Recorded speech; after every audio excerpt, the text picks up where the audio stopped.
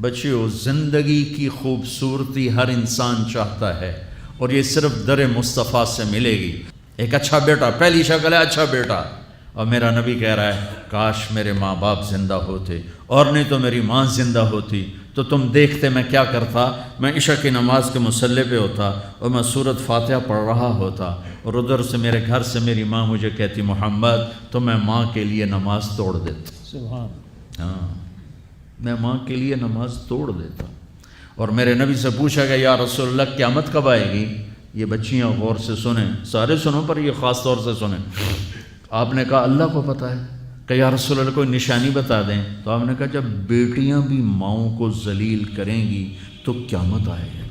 جب بیٹیاں بھی ماؤں کو ذلیل کریں گی تو قیامت، ان تلد الامۃ ربتہا، جب ماں کے ساتھ بیٹیاں نوکر جیسا سلوک کریں گی، نوکرانی جیسا سلوک کریں گی تو قیامت کے نکارے پہ چوٹ پڑ کے رہے گی۔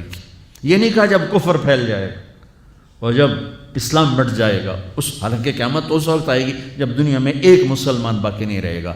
یہ واقعہ کی سنگینی کو بتانے کے لیے فرمایا جب ماؤں کو ذلیل کیا جائے گا قیامت آ جائے گی۔ میرے نبی نے فرمایا عمر تیرے دور میں ایک شخص آئے گا اویس،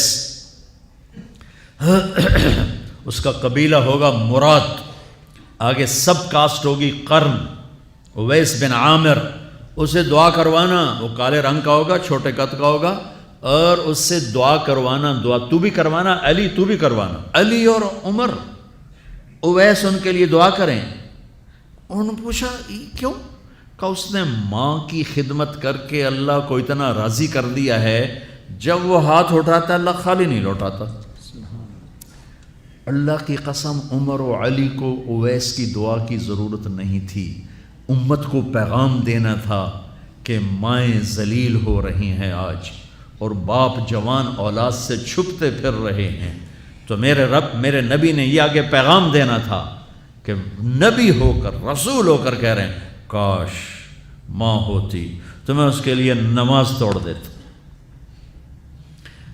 آپ کو 8 عورتوں نے دودھ پلایا والدہ سمیت، ان میں ایک ایمن بھی ہیں، آپ کے والد کی باندی۔ تو گھر میں تشریف فرما تھے، ایمن بیٹھی تھی حضرت عائشہ، تو ایمن کہنے لگی یا رسول اللہ پانی تو پلا دیں۔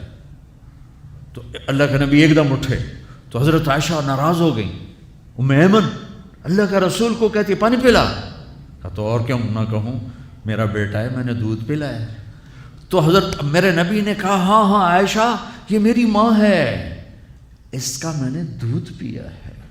آپ اٹھے، گھڑے میں سے پانی بھر کے یوں دونوں ہاتھوں سے حضرت ایمن کو پیش کیا جو حبشی باندی تھی، چونکہ دودھ پیا ہے تو ماں کا لفظ صادق آ گیا، تو بجائے اس کے کہ برا مناتے آپ خادم بن کے اپنی ماں کو دودھ پلانے والی ماں کو آپ نے، حضرت حلیمہ سعدیہ تشریف لائیں، آپ نے اپنی چادر بچھا کر اس کے اوپر بٹھایا۔ ہمیں پیغام دینا تھا، آنے والے زمانوں میں یہ ہونا تھا۔ سبحان اللہ۔ امام ابو حنیفہ کا نام تو سب کو معلوم ہے نا، ایک اور عالم بتاتا ہوں، عبد الرحمن بن ابی لیلہ، ان میں علمی کھٹ بڑھ تھی بہت زیادہ، آپس میں بنتی نہیں تھی۔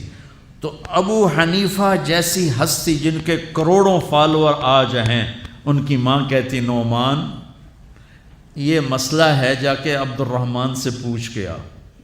زندگی میں ایک دفعہ نہیں کہا ماں جی میں اس کو وڈا عالم ہے میرے کو پوچھ لو، کہا اچھا ماں جی، اپنی چادر اٹھاتے اور پہنچ جاتے، دروازے پہ دستک دے کے بھائی مجھے میری اماں نے بھیجا ہے، آپ اس پہ فتویٰ، حالانکہ ان کی اپنی رائے اس کے خلاف ہوتی تھی، لیکن ماں کے احترام میں جا کر ان سے مسئلہ پوچھتے جن سے روزانہ مناظرہ ہوتا تھا، روزانہ کھٹ پٹ ہوتی تھی علمی، ماں نے کہہ دیا جا کر ان سے پوچھ کے آتے تھے، اپنی اتنی بڑی علمی قدر و منزلت کو ایک طرف رکھ دیتے تھے، نہیں میری ماں نے مجھے کہا ہے۔